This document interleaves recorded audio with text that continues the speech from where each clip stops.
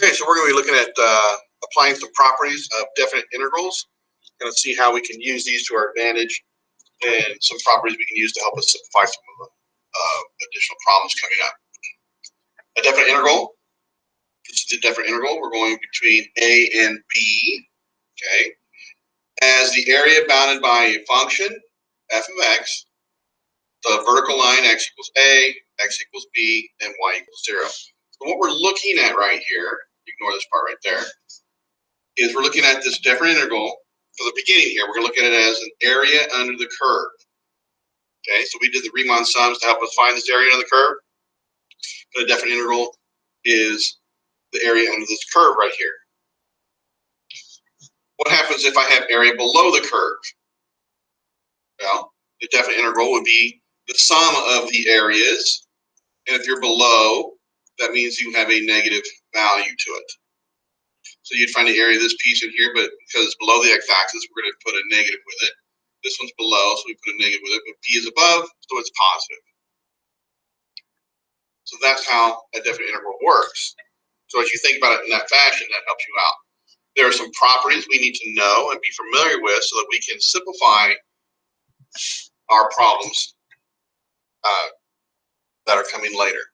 The first one is if I'm integrating from A to A, okay, so I'm not changing the A is the start and the end. Well, clearly there's nothing there but a point, and so the area on that curve would be 0. This is another useful one. Here I have the integration from B to A.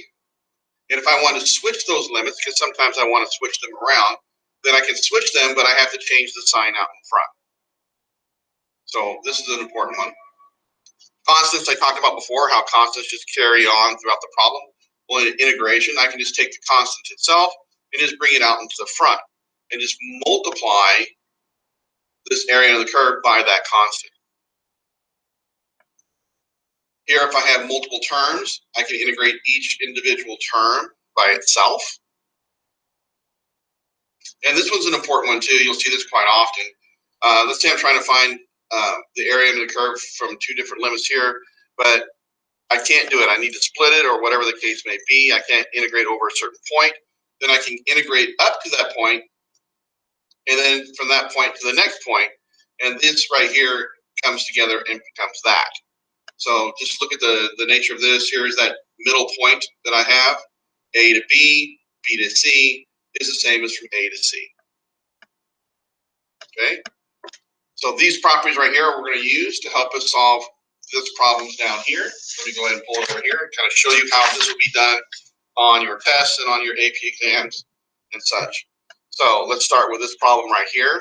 Might need to zoom out just a tad. I got several questions here to look at. So you'll see something like this on our test and also on the AP exam. I'll tell you that the integration from 2 to 5 of f of x dx is 6. From 5 to 8, it's 9. G of x from 5 to 2 is 3. And g of x from 2 to 8 is 10. And then I want you to take that information using our properties and find out these answers here. So look at, when you do one like this, look at your function, f of x. We're looking here and here. I'm going from 2 to 8, but I don't have anything that goes from 2 to 8, but I do have integrations that can split at 5. And so this is one of those split ones. So this right here, I can write as the integration from 2 to 5 of f of x dx plus the integration from 5 to 8 of f of x dx. They're using the property that splits this apart, and we're going to split it at 5 because 5 is up in our integrations up here. So I know this value. This value right here is 6. This value is 9. And so this whole thing is 15. And so that's how you work that problem out. This one over here, we can see is a difference in between.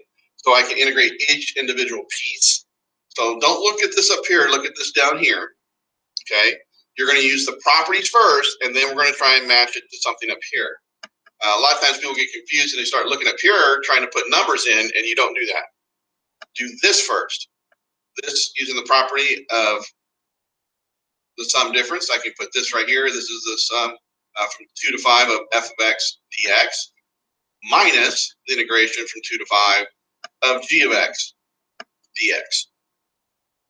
Now, I look at this. Do I have this up here? Yes, this is exactly that right there. Okay. But this, I don't have this right. I don't have a 2 to 5. I got a 5 to 2.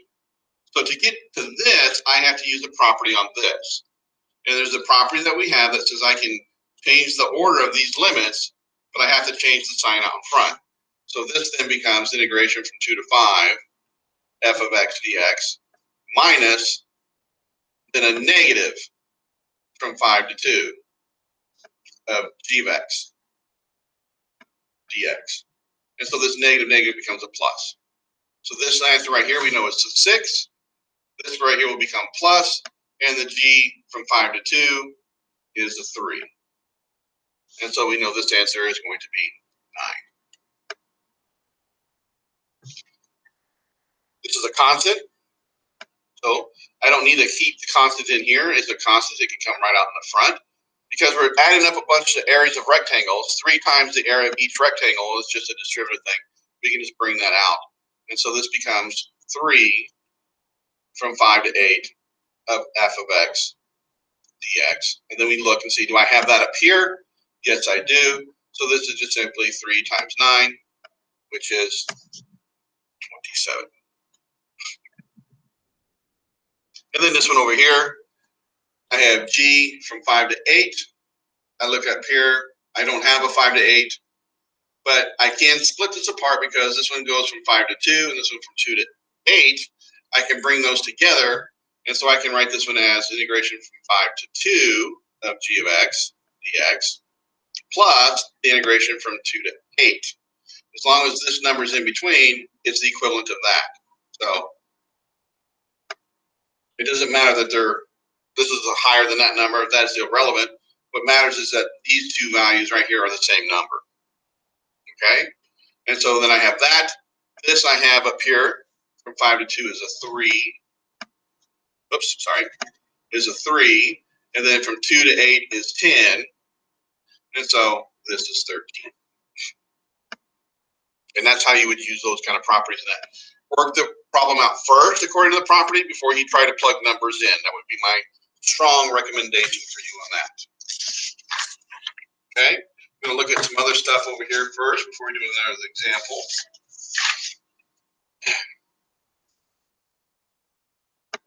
All right, we can also use geometric shapes to find areas under curves. Semicircles, this would be a semicircle, area, triangles, rectangles, trapezoids. This is like a distance formula. Also, well, that's what a circle is anyway. Things from lines, absolute values. And so let's look at this problem right here and show you what I'm talking about.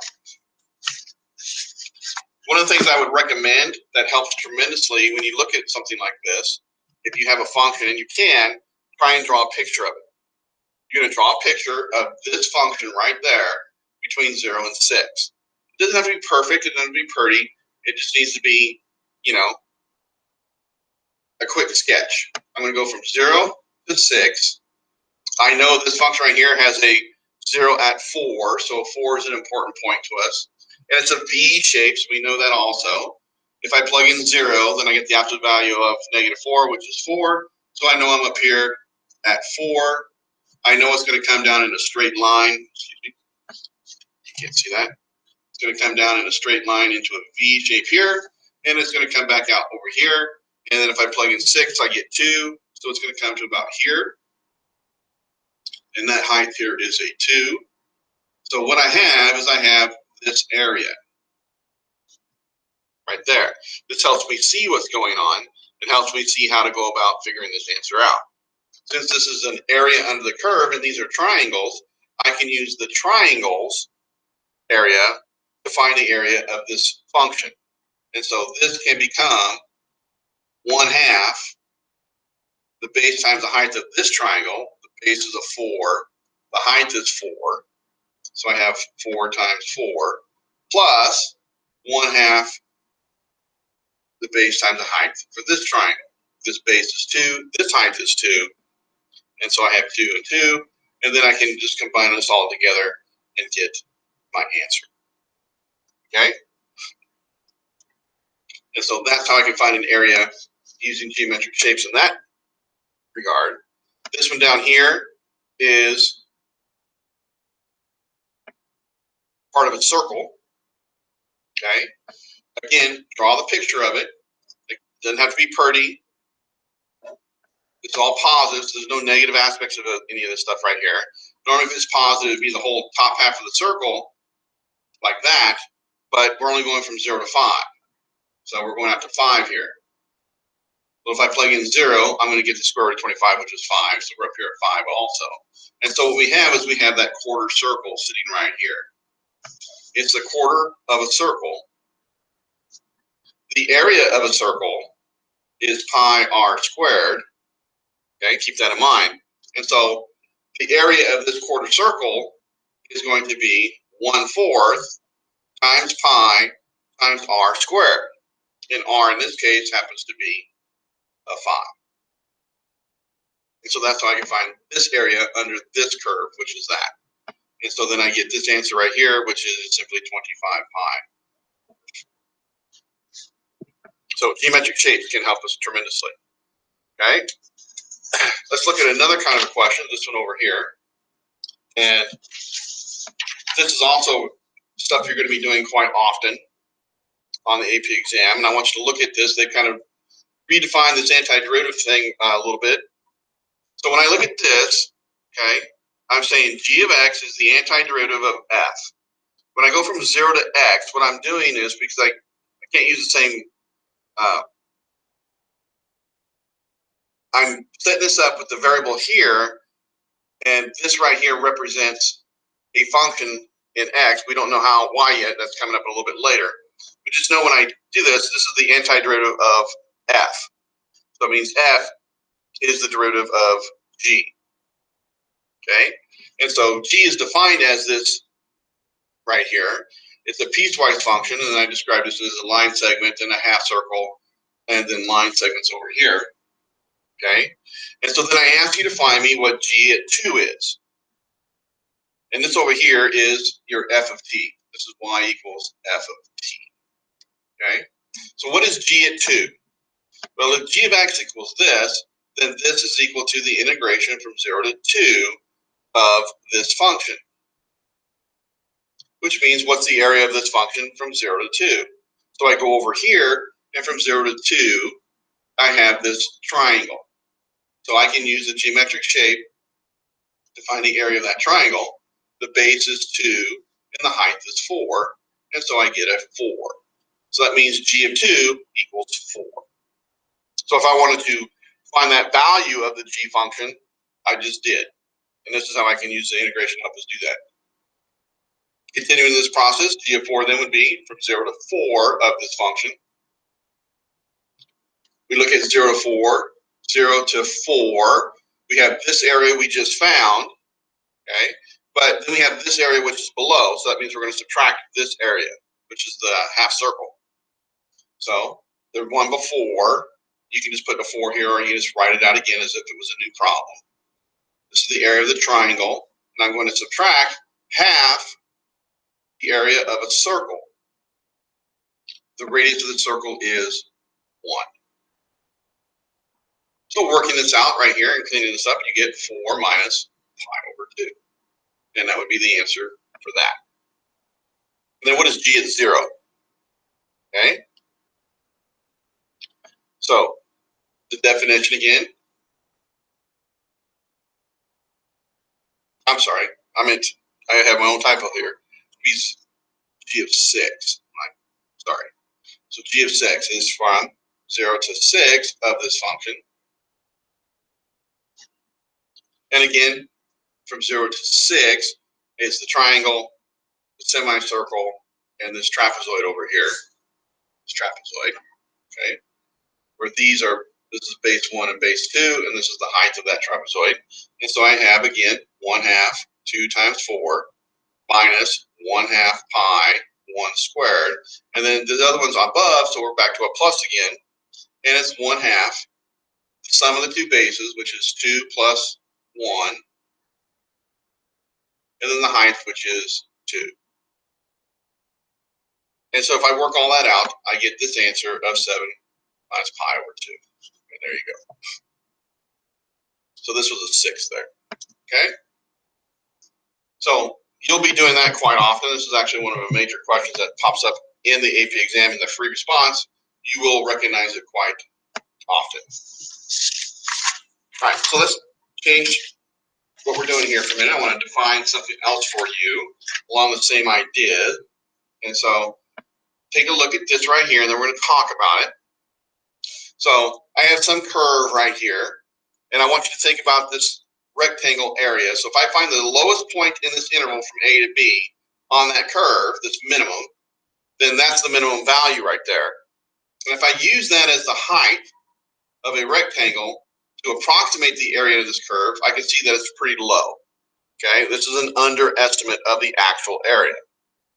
Likewise, if I find the highest point on that curve in that interval, and I do that as the height of a rectangle, then it becomes a rectangle that's basically larger than the actual. What that means is there's got to be some place in between that is actually the area under the curve.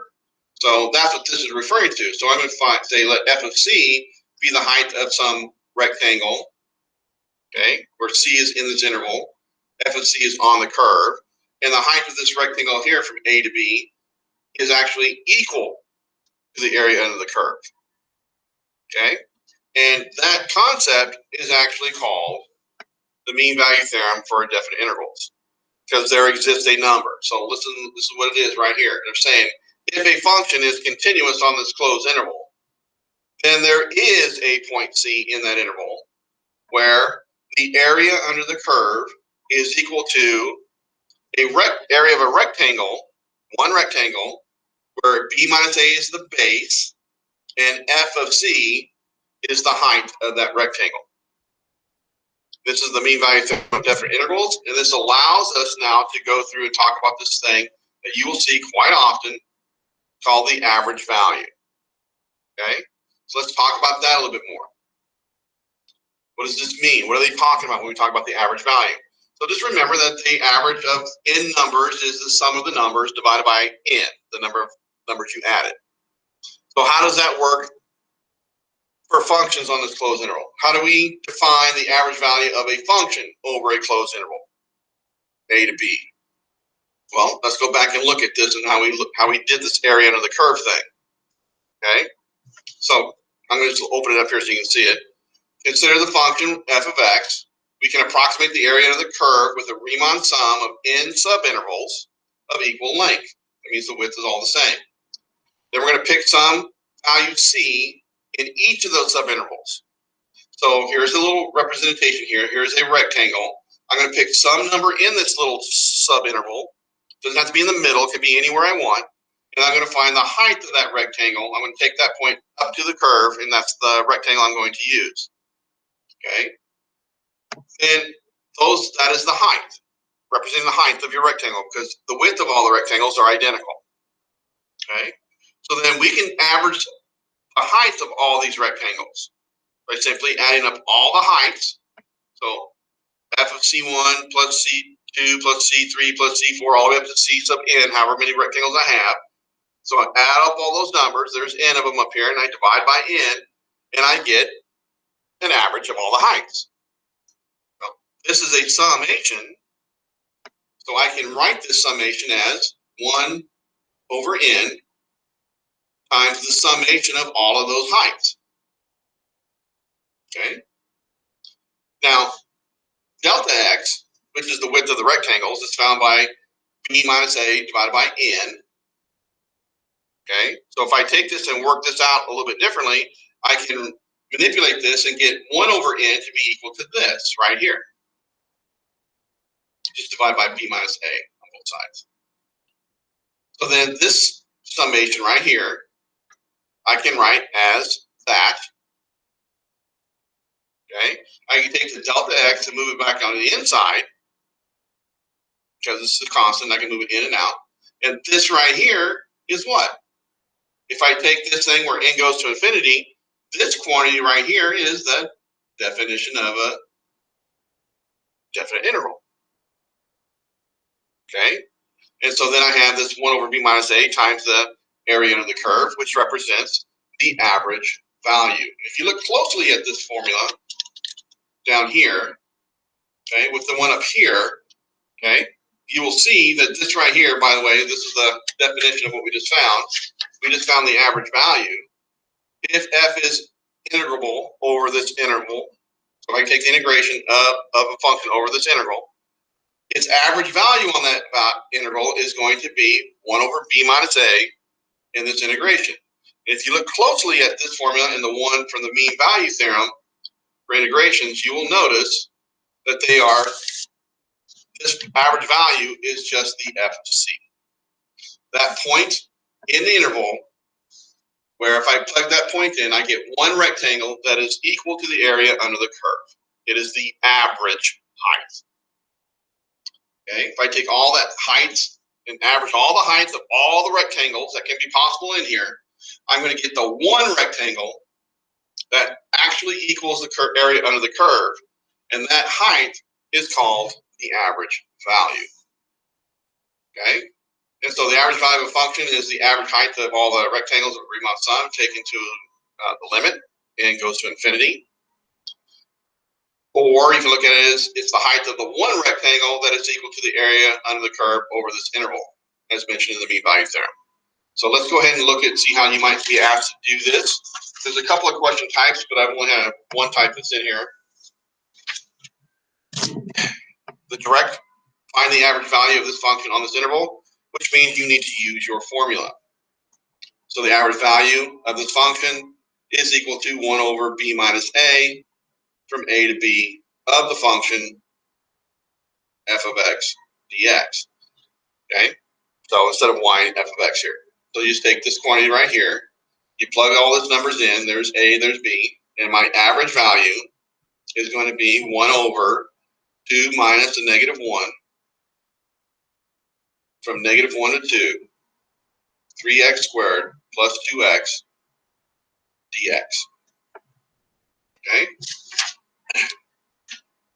and here's how we go about doing this one. So this average value is just going to be 1 over 3. Okay, and we know how to integrate stuff.